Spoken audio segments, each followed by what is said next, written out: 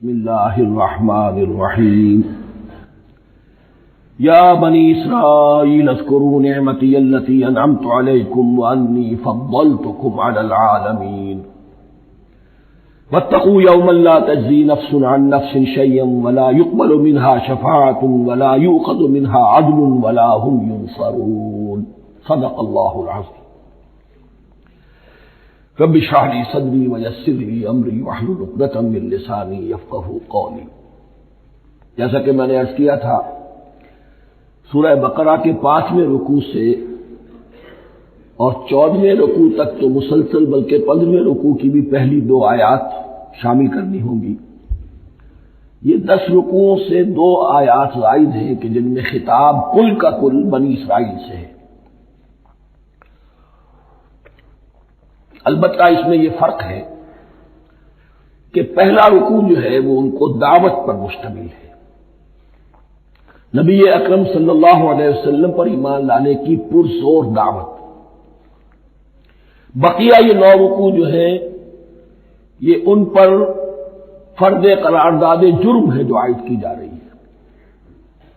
ہم نے تمہارے ساتھ یہ احسان و اکرام کیا، تم پر یہ فضل کیا، یہ کرم کیا، تمہیں یہ حیثیت دی، تمہیں یہ مقام دیا، تم نے اس طور سے اپنے اس مشن کی خلاف ورزی کی، اپنے مقام اور مرتبے کو چھوڑ کر اور دنیا پرستی اختیار کی۔ یہ جو 9 رکوع ہیں ان میں بنی اسرائیل کی تاریخ کا تو جو سمجھیے کہ ایک بہت بڑا حصہ اور نمایاں اس کے فیچرز آئیں گے، لیکن یہ سمجھ لیجئے کہ اصل میں یہ امت مسلمہ کو بھی ایک پیشگی تنبیہ ہے کہ کوئی مسلمان امت جب بگڑتی ہے تو یہ چیزیں اس میں آ جاتی ہیں۔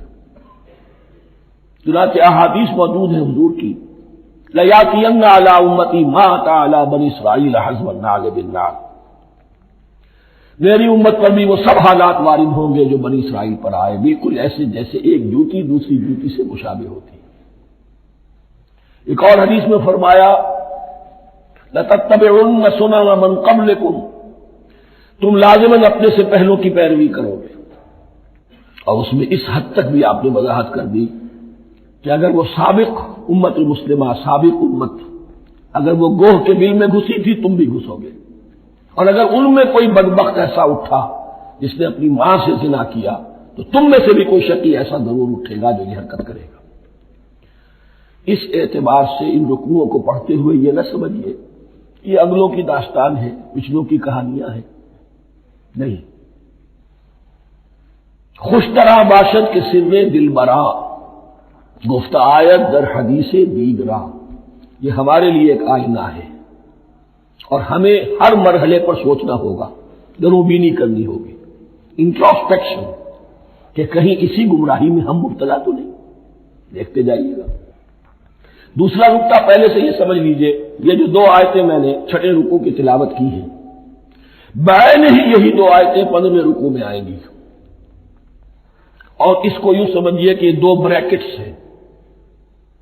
9 رکوعوں کا مضمون ان 2 بریکٹس کے درمیان ہے۔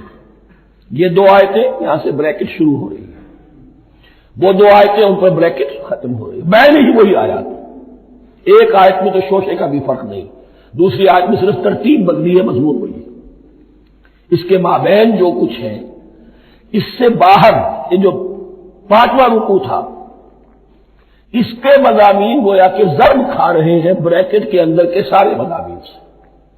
یہ حساب کا بہت ہی عام فہم سا قاعدہ ہے، بریکٹ کے باہر کوئی رقم لکھی ہوئی ہے جس کے بعد کوئی جمع یا تفریق اگر نہیں ہے تو وہ ضرب کھائے گی، بریکٹ کے اندر جتنی بھی ویلیوز ہیں ان کے ساتھ ضرب کھائے گی۔ تو گویا کہ ہر قدم پر حضور پر دعوت، ایمان لانے کی دعوت اس پورے معاملے میں موجود ہے، اس لیے کہ اس میں بعض آیتیں ایسی آ گئی ہیں، ایک زیادہ نمایاں ایک کم نمایاں، جن سے کچھ لوگوں کو بگالتا ہوا یا کچھ لوگوں نے فتنہ پیدا کیا جان بوجھ کر۔ یہ فتنہ ایک بار پیدا ہوا تھا اکبر کے زمانے میں، دین الہی کی شکل میں، کہ صرف خدا کو مان لینا، آخرت کو مان لینا اور نیک اعمال کرنا نجات کے لیے کافی ہے، کسی رسول پر ایمان لانا ضروری نہیں ہے۔ یہ صوفیاء میں بھی یہ فتنہ بہت بڑے پیمانے پر آیا،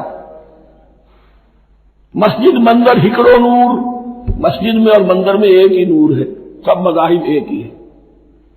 سارا فرق جو ہے شریعتوں کا ہے، عبادت کے ظاہری شکل کا ہے، وہ ہے رسولوں سے متعلق۔ رسولوں کو بیچ میں سے نکال دیجئے تو یہ دین الہی رہ جائے گا، اللہ کا دین۔ اتنا بڑا فتنہ تھا کہ جب ہندوستان میں سیاسی اعتبار سے، حکومت کے اعتبار سے مسلمانوں کا اقتدار چوٹی پر تھا، کلائمیکس پر، اکبر اعظم، اس وقت یہ دین الہی کا فتنہ اٹھا کہ دین محمدی کا دور ختم ہو گیا۔ وہ 1000 سال کے لیے تھا، 1000 سال پورے ہو گئے، اب الف ثانی ہے، دوسرا 1000 سال ہے، اس کے لیے نیا دین ہے، اسے دین اکبری بھی کہا گیا اور دین الہی بھی کہا گیا۔ اور اس میں ایک آیت آئے گی جس سے استدلال کیا ہے کچھ لوگوں نے۔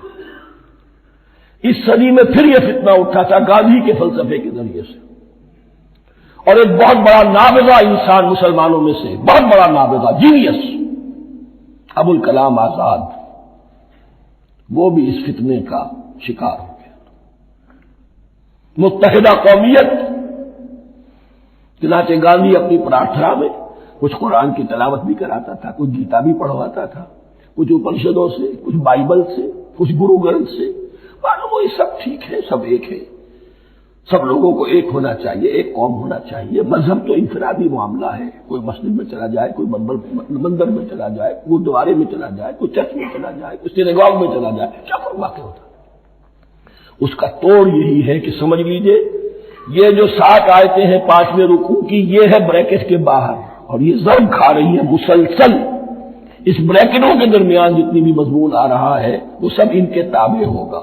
گویا کہ جہاں تک حضور پر ایمان لانے کا معاملہ ہے وہ انڈرسٹوڈ سمجھا جائے گا، مقدر سمجھا جائے گا ہر مرحلے پر ان 2 بریکٹوں کے مابین۔ اب چلیے بسم اللہ۔ یا بنی اسرائیل اذکروا نعمتی التی انعمت علیکم وانی فضلتکم علی العالمین، اے اسرائیل کی اولاد، یاد کرو میرے اس انعام کو جو تم پر ہوا، اس کی وضاحت میں کر چکا ہوں، لیکن یہاں جو الفاظ آ رہے ہیں بہت زوردار، وَأَنِّي فَضَّلْتُكُمْ عَلَى الْعَالَمِينَ، میں نے تمہیں فضیلت عطا کی تمام جہانوں پر۔ یہاں ایک قاعدہ نوٹ کر لیجئے، عربی نحو کا قاعدہ یہ ہے کہ کہیں ظرف جس میں کوئی شے ہے، ظرف کی جمع لے لیتے ہیں، مراد ہوتا ہے مظروف، ظرف کے اندر جو شے ہے اس کی جمع۔ تمام جہانوں پر فضیلت، کیا فرشتوں پر بھی فضیلت؟ نہیں، جہان والوں پر، تمام اقوام عالم پر تمہیں فضیلت عطا کی، یہ مطلب ہے اس کا۔ تمام عالموں پر، تمام جہانوں پر، یعنی تمام جہان والوں پر، اس انسان عالم انسانیت کے اندر جتنے بھی مختلف گروہ ہیں، نسلیں ہیں، طبقات ہیں، ان میں فضیلت۔ وَاتَّقُوا يَوْمًا لَا تَجْزِي نَفْسٌ عَن نَفْسٍ شَيْئًا، میں عرض کر چکا ہوں، تیسری مرتبہ پھر عرض کر رہا ہوں، اصل شیخ آخرت، محاسبہ آخرت، یہ مستحضر ہوگا تو انسان سیدھا رہے گا۔ اس میں کمزوری آ جائے، ضعف آ جائے تو باقی ایمان باللہ، ایمان بالرسالت، یہ نہ معلوم کیا کیا شکلیں اختیار کر لیں۔ دیکھیے اس آیت کے اندر 4 اعتبارات سے محاسبہ آخرت کا زور ہے۔ وَاتَّقُوا يَوْمًا، ڈرو اس دن سے، لا تجزی نفس عن نفس شیئا، جس دن کوئی جان کسی دوسرے کے کام نہ آ سکے گی، ولا يقبل منها شفاعہ، اور نہ کسی سے کوئی سفارش یا شفاعت قبول کی جائے گی، کیٹیگوریکل ڈینائل، ولا يؤخذ منها عدل، نہ کسی سے فدیہ قبول کیا جائے گا، ولا هم ينصرون، اور نہ انہیں کوئی مدد مل سکے گی۔ ہم نے طرح طرح کے عقیدے، شفاعت باطلہ کا تصور، اہل عرب سمجھتے تھے ہمیں یہ فرشتے جو ہے خدا کی بیٹیاں ہیں، یہ لات اور منات اور عزا ہم نے ان کے بت بنا رکھے ہیں، پوچھتے ہیں یہ اپنے ابا جان سے اللہ کی بیٹیاں ہیں نا، لاڈلی بیٹیاں، چھڑا لیں گے؟ ہمارے ہاں بھی تصور ہے اولیاء اللہ چھڑا لیں، یا شفاعت باطلہ، خود حضور کی شفاعت کے بارے میں جو غلط تصورات ہیں، ایک شفاعت حقہ ہے، اس کی وضاحت کا یہ موقع نہیں ہے۔ وہ آیت الکرسی پہ جب ہم پہنچیں گے انشاءاللہ تعالیٰ اسی سورہ مبارکہ میں تو اس کی وضاحت بھی ہوگی۔ یہ سارے جو ہم نے جو گھر رکھے ہیں خیالات، ان کی نفی اس آیت کے حوالے سے کی۔ واتقوا یوما لا تجزی نفس عن نفس شیئا، کوئی انسان دوسرے انسان کے کام نہیں آ سکے۔ ولا يقبل منها شفاعۃ، کسی جان کی طرف سے کوئی سفارش قبول نہیں ہوگی۔ ولا يؤخذ منها عدل، نہ کوئی فدیہ قبول کیا جائے گا۔ ولا هم ينصرون، نہ انہیں کوئی مدد مل سکے گی۔ اب اس کے بعد اللہ تعالیٰ کے احسانات اور ان کی طرف سے جو ناشکریاں ہوئی ہیں ان کی بڑی تفصیل کے ساتھ اب بات چلے گی، تفصیل نہیں تیزی کے ساتھ۔ یہ واقعات کئی 100 برس کے ہیں، لیکن ایک تو یہ کہ ان کی تفاصیل مکی صورتوں میں آ گئی ہیں، سب سے زیادہ سورہ اعراف میں ملے گی، اور بھی کئی صورتوں میں آپ کو مل جائے گی۔ یہاں پر تو پے بپے جیسے کہ ایک قرارداد جرم کسی پر کی جاتی ہے تو اس میں سب گنوائے جاتے ہیں، تم نے یہ کیا یہ کیا یہ کیا۔ وَإِذْ نَجَّيْنَاكُم مِّنْ آلِ فِرْعَوْنَ، اور ذرا یاد کرو جب کہ ہم نے تمہیں نجات دی تھی فرعون کی قوم سے۔ یسومونکم سوء العذاب، وہ تمہیں بدترین عذاب میں مبتلا کیے ہوئے تھے۔ یذبحون ابناءکم ویستحیون نساءکم، تمہارے بیٹوں کو ذبح کر ڈالتے تھے اور تمہاری عورتوں کو زندہ رکھتے تھے۔ عورتیں تو پھر ان کے کام آتی تھی، گھر میں کام کاج کے لونیاں بنتی تھی، گھروں میں ڈال دیتے تھے، لیکن لڑکوں کو، اور یہ 2 موقع پر ہوا ہے بنی اسرائیل کے ساتھ، یہ بعد میں انشاءاللہ اس کی تفصیل آئے گی۔ وفی ذالکم بلاء من ربکم عظیم، اور یقیناً اس میں تمہارے رب کی طرف سے تمہارے لیے بڑی آزمائش تھی۔ وَإِذْ فَرَقْنَا بِكُمُ الْبَحْرَ، اور یاد کرو جب کہ ہم نے تمہارے لیے سمندر کو پھاڑ دیا یا دریا کو پھاڑ دیا۔ یہ ایک مختلف فی بات ہے کہ کس جگہ سے کراس کیا تھا بنی اسرائیل نے ایجپٹ سے سینائی پیننسولا آنے کے لیے، جزیرہ نمائے سینا میں۔ ایک رائے یہ کہ دریائے نیل کو کراس کر کے گئے ہیں، لیکن یہ بات غلط ہے، دریائے نیل تو مصر کے اندر ہے، وہ کبھی بھی مصر کی حد نہیں بنا۔ کسی کی رائے یہ ہے کہ جو خلیج سویز ہے، بحر قلزم جو ہے ریڈ سی، وہ اوپر جا کر 2 کھاڑیوں میں تبدیل ہو جاتا ہے، خلیج عقبہ مشرق کی طرف اور خلیج سویز مغرب کی طرف، اور ان کے درمیان میں یہ سینائی پیننسولا جو ہے یہ تکون ہے، جیسے ہندوستان بھارت تکون ہے ایسے یہ پیننسولا ہے، انڈین پیننسولا، سینائی پیننسولا۔ اور یہ سویز کینال کے بعد میں بنی ہے۔ خلیج سویز اور میڈیٹرینین بحیرہ روم کے درمیان یہ کچھ چھوٹی چھوٹی، اگرچہ چھوٹی تھی سمندر کے لحاظ سے، بہت بڑی بڑی جھیلیں تھیں، اور ان جھیلوں ہی کو پھر جوڑ جوڑ کر درمیان میں جو خشکی تھی اس کو کاٹ کر سویز کینال بنائی گئی ہے۔ تو اب تو یہ مسلسل ایک رابطہ ہے، لیکن معلوم ہوتا ہے کہ یا تو خلیج سویز کو کراس کیا ہے حضرت موسیٰ علیہ السلام نے، اور یہی میری رائے زیادہ یہی ہے، اس لیے کہ کوہ طور جو ہے وہ اس پیننسولا کی ٹپ پر ہے، نیچے ہے، یہاں جہاں پر دن کا قیام رہا اور جہاں پھر حضرت موسیٰ کو 40 دن کے لیے کوہ طور پر بلا کر اور پھر انہیں تورات دی گئی۔ تو معلوم ہوتا ہے کہ جو خلیج سویز ہے اسے کراس کیا ہے۔ کراس کس طرح کیا ہے کہ حضرت موسیٰ کے عصا کی ایک ضرب سے سمندر پھٹ گیا۔ فَكَانَ كُلُّ فِرْقٍ كَالطَّوْدِ الْعَظِيمِ، دونوں طرف چٹانوں کے مانند پہاڑ کی طرح جو ہے وہ سمندر کھڑا ہو گیا، اس کے راستے سے یہ نکل گئے۔ اور پھر جب فرعون اور اپنا لشکر لے کر جب آیا ہے، اس نے سوچا ہم بھی نکل جائیں، وہ غرق ہو گئے، اس لیے کہ دونوں طرف کا پانی آپس میں مل گیا۔ یہ تھی کیفیت، اور معجزانہ کیفیت تھی، یہ کوئی فطرت کے یا نیچر کے اصول کے مطابق بات نہیں تھی، اور میں عرض کر چکا ہوں، آپ کو بتا چکا ہوں معجزہ کسے کہتے ہیں۔ وَإِذْ فَرَقْنَا بِكُمُ الْبَحْرَ فَأَنْجَيْنَاكُمْ، جب ہم نے تمہارے لیے یا تمہارے ساتھ سمندر کو پھاڑ دیا، تمہارے لیے، تمہارے گزرگاہ بنانے کے لیے، تو تمہیں تو نجات دے دی۔ وَأَغْرَقْنَا آلَ فِرْعَوْنَ وَأَنْتُمْ تَنظُرُونَ، اور تمہاری نگاہوں کے سامنے فرعون کے لاؤ لشکر کو غرق کیا، تم دیکھ رہے تھے، یہ گزر چکے تھے، اس ساحل پر کھڑے ہیں، ادھر سے یہ داخل ہوئے ہیں اور پانی دونوں طرف سے آ کر مل گیا اور یہ غرق ہو گئے۔ وَإِذْ وَعَدْنَا مُوسَىٰ 40 لَيْلَةً، اور یاد کرو پھر جب کوہ طور پر ہم نے موسیٰ کو 40 دن کے لیے بلایا۔ ثُمَّ اتَّخَذْتُمُ الْعِجْلَ، ان کی غیر حاضری میں تم نے بچڑے کی پرستی شروع کر دی۔ اسے معبود بنا لیا، من بعد ہی، اس کی غیر موجودگی میں، وانتم ظالمون، تم بہت بڑا ظلم تھا جس کا ارتکاب کیا، ان الشرک لظلم عظیم، عظیم ترین ظلم جو ہے وہ شرک ہے، اور شرک جلی کی یہ شکل، یہ بچڑے کو پوری گئی۔ ثم عفونا عنکم من بعد ذلک، پھر ہم نے تمہیں اس کے بعد بھی معاف کیا، یہ ہمارا کرم رہا ہے، ہماری رحمت رہی، من بعد ذلک لعلکم تشکرون، تاکہ تم شکر کرو۔ وَإِذْ آتَيْنَا مُوسَى الْكِتَابَ وَالْفُرْقَانَ لَعَلَّكُمْ تَهْتَدُونَ، اور یاد کرو جب کہ ہم نے موسیٰ کو کتاب اور فرقان عطا فرمائی۔ یہ فرقان حق اور باطل کے درمیان فرق کر دینے والی چیز، اور کتاب عام طور پر جو آتا ہے وہ شریعت کے لیے آتا ہے، شریعت بھی دی، کتاب بھی دی، اور فرقان بھی دیا، لعلکم تہتدون، تاکہ تم ہدایت پاؤ۔ وَإِذْ قَالَ مُوسَىٰ لِقَوْمِهِ، اور یاد کرو جب کہ کہا تھا موسیٰ نے اپنی قوم سے، یا قوم انکم ظلمتم انفسکم باتخاذکم العجل، اے میری قوم کے لوگوں، یقیناً تم نے اپنے اوپر بڑا ظلم کیا ہے بچڑے کو معبود بنا کر۔ فتوبوا الی بارئکم، پس توبہ کرو اپنے پروردگار، اپنے خالق کی جناب میں۔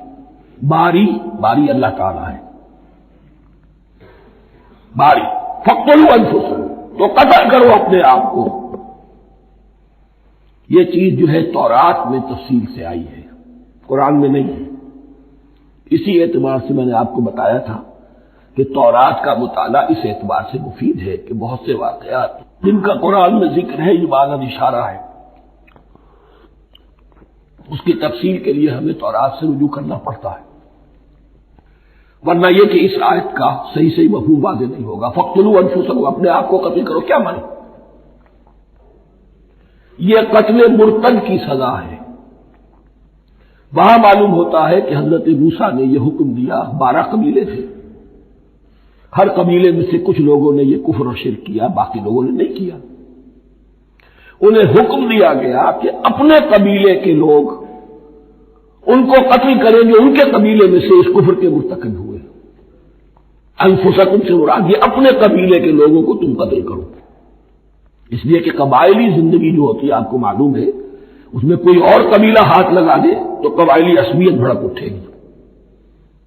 70,000 یہودی قتل ہوئے،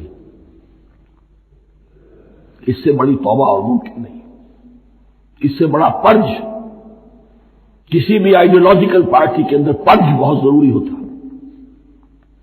کچھ لوگ آ گئے ایک نظریے کو قبول کر کے، رفتہ رفتہ نظریہ اوجل ہو گیا، کچھ مفادات، کچھ چودراہٹیں، یہ مقدم ہو گئی، اسی سے جماعتیں خراب ہوتی ہیں، غلط راستے پہ پڑ جاتی ہیں، تحریکیں بھٹک جاتی ہیں۔ تو آئیڈیولوجیکل پارٹی، نظریاتی جماعتیں پرج کرتی رہتی ہیں کہ جو بھی ہمارے نظریے سے ہٹ گئے اب ان کو کاٹ کر علیحدہ کر دیں، اور یہی سے قتل مرتد۔ تو یہ چیز حدیث میں ہے یا پھر قرآن میں یہاں ہے۔ اس حوالے سے جو لوگ ہمارے ہاں بعض علماء بھی ہیں، جدید دانشور ہیں، جو قتل مرتد کی جو حد ہے اسلام میں اس کو تسلیم نہیں کرتے، لیکن میرے نزدیک یہ شریعت موسوی کا تسلسل ہے کہ شریعت موسوی کی جس شے کو بدلا نہ گیا ہو، جس کے بارے میں صراحتاً یہ معلوم نہ ہو کہ یہ شے تبدیل کر دی گئی، تو وہ شریعت محمدی کا جز بن گئی۔ زنا پر رجم کا معاملہ بھی یہی ہے۔ قرآن مجید میں رجم کی صریح آیت کوئی موجود نہیں ہے، حدیث میں ہے۔ قرآن مجید میں مرتد کے قتل کے لیے کوئی آیت موجود نہیں ہے، حدیث میں ہے، سنت میں ہے، اور دونوں کی کا جو منبع ہے وہ اصل میں تورات ہے۔ اس بات کو اچھی طرح نقل کر لیجئے، یہ جگہ اکثر لوگ جو ہے یہاں بہت سرسری طور سے گزر جاتے ہیں، یہ بہت اہم ہے، اور اس کے لیے تورات کی طرف رجوع کیجئے۔ 70,000، 6 لاکھ کل تھے جب یہ مصر سے نکلے ہیں، 6 لاکھ تھے۔ کتنے عرصے کے بعد پیننسولا پہنچے ہیں، سینائی پیننسولا میں اور طور میں، کچھ اور ان کی تعداد بڑھ گئی ہوگی، لیکن یہ کہ ان میں سے 70 لاکھ کو قتل کیا اپنے ہاتھوں سے۔ ہر قبیلے نے اپنے جو مرتد تھے ان کو اپنے ہاتھ سے قتل کیا۔ فتوبوا الی بارئکم فاقتلوا انفسکم ذالکم خیر لکم عند بارئکم، یہی تمہارے لیے تمہارے رب کے نزدیک بہتر بات ہے۔ فتاب علیکم، تو اللہ نے تمہاری توبہ قبول کر لی۔ توبہ قبول کس طرح ہوئی؟ یہ تزکیہ ہوا ہے امت کا کہ ان میں سے جن لوگوں نے اتنی بڑی غلط حرکت کی ہے ان کو کاٹ کر، ذبح کر کے، ان کو قتل کر کے پھینک دیا گیا۔ انہ هو التواب الرحیم، یقیناً وہ تو ہے ہی بہت توبہ کا قبول فرمانے والا اور بہت رحم فرمانے والا۔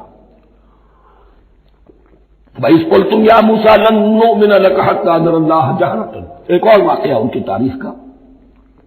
اور یاد کرو جب کہ تم نے کہا تھا اے موسیٰ ہم تو تمہاری بات نہیں مانیں گے۔ ایمان کے بعد جب لام کا حرف آئے تو اس کے معنی صرف تصدیق کے ہوتے ہیں۔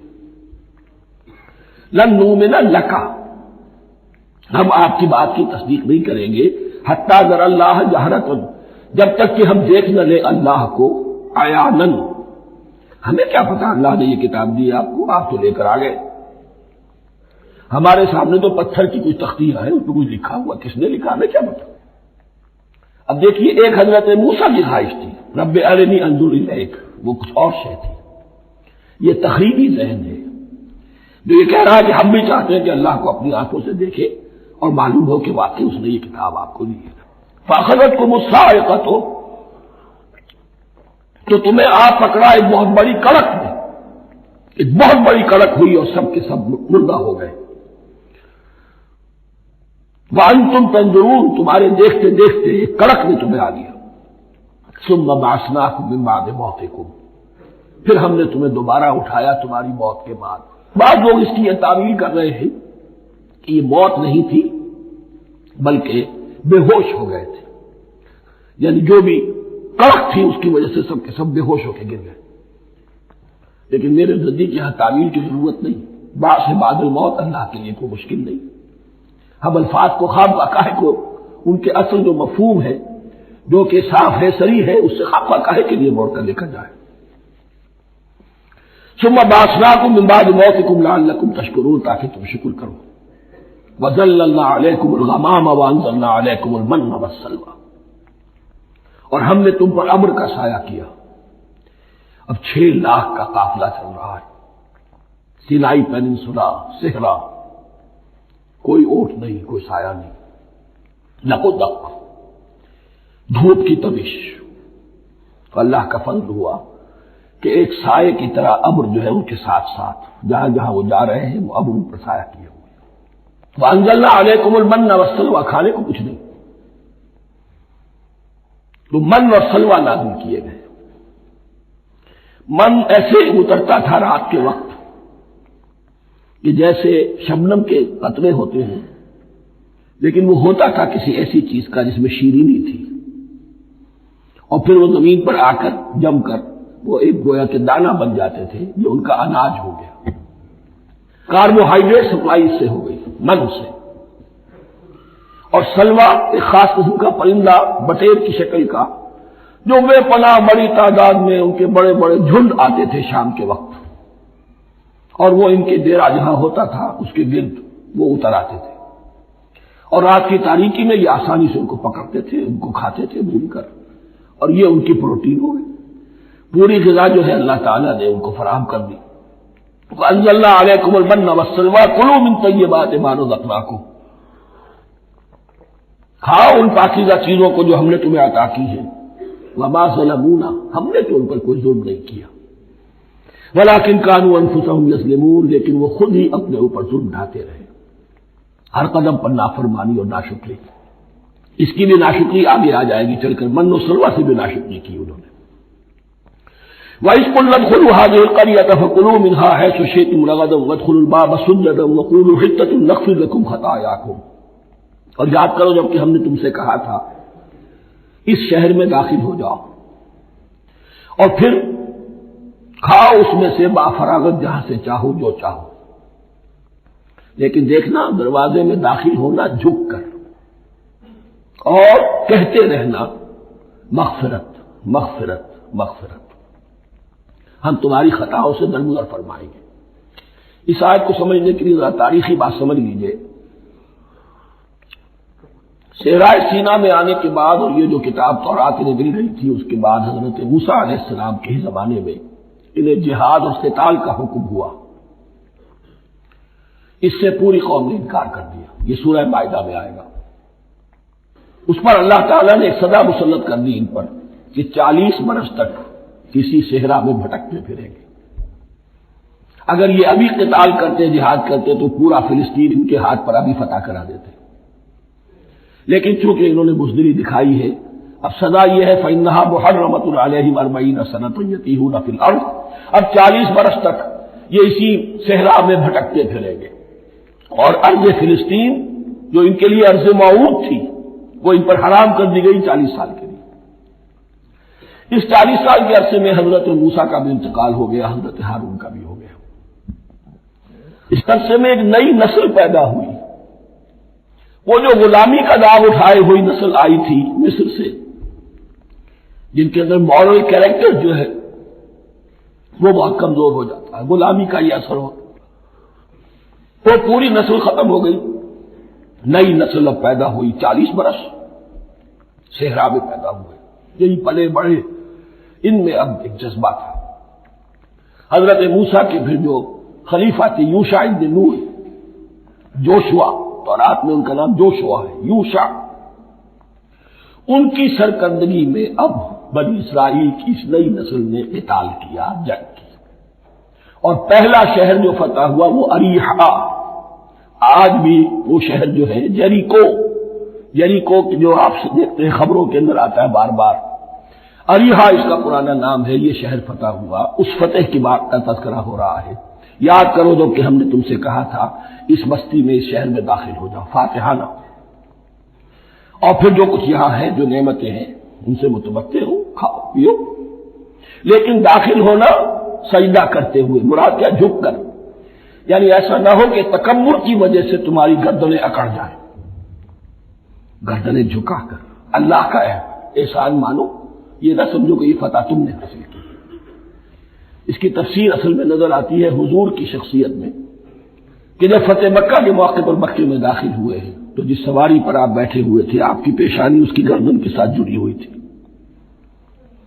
یہ وقت ہوتا ہے جبکہ تکبر اور تعالی فاتح کی حیثیت سے آنا، اور بندہ مومن کے لیے یہی وقت ہے تواضع کا، جھکنے کا. وقولوا حطۃ، حتیٰ یہود تو کہتے ہیں جھاڑ دینے کو. تو اس کے معنی کیا ہے؟ اے اللہ ہمارے گناہ جھاڑ دے، مغفرت، اے اللہ ہمیں مغفرت، ہماری مغفرت فرما، جو خطا ہو گئی بخش دے. قولوا حطۃ، تمہاری زبان پر استغفار ہونا چاہیے، تمہاری گردنیں جھکی ہوئی ہونی چاہیے.